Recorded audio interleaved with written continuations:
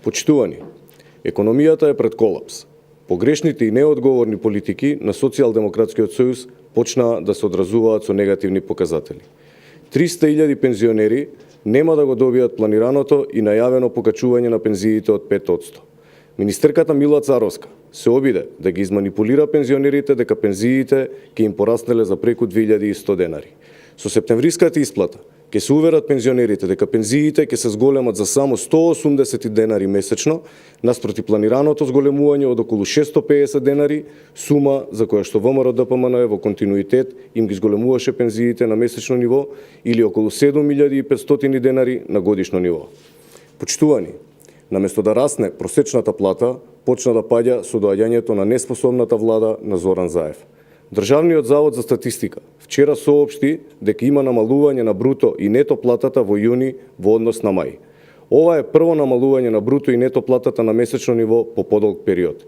Нето платата во јуни во однос на мај 2017 година е намалена за 0,4%, односно за 0,7% ако се земе реалната нето плата со вкалкулирани трошоци за живот.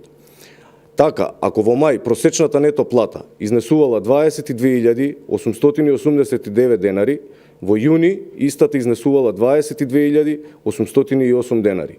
И кај просечната бруто плата има месечно намалување за 0,4% или 0,7% кај реалната бруто плата.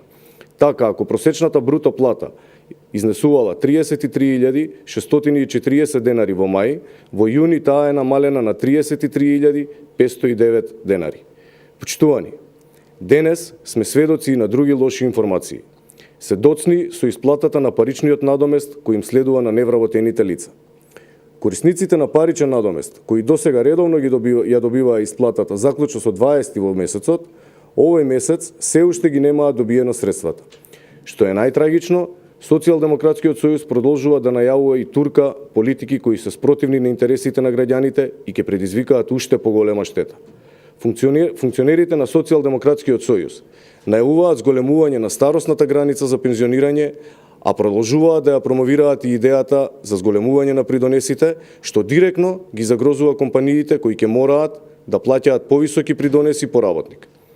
Има само два начини кои можат да се справат компаниите со оваа штетна мерка.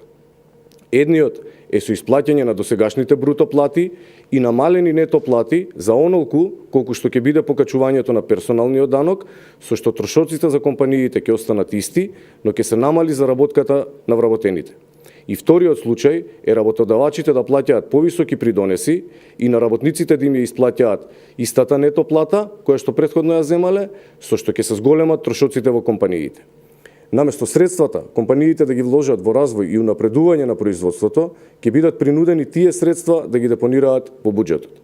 Со овие мерки, на краток рок ќе се приберат повеќе средства во буџетот, но на долг рок многу негативно ќе влијаат врз целокупната економија.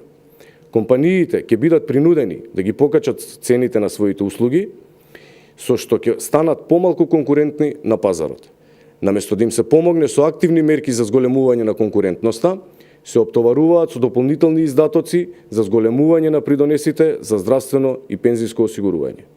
ВМРО-ДПМН со одговорните политики во изминатиот период се грижеше за намалување на придонесите и другите трошоци кои ги имаат компаниите, со што овозможи истите да располагаат со повеќе средства кои ги вложуваат во отворање на нови работни места.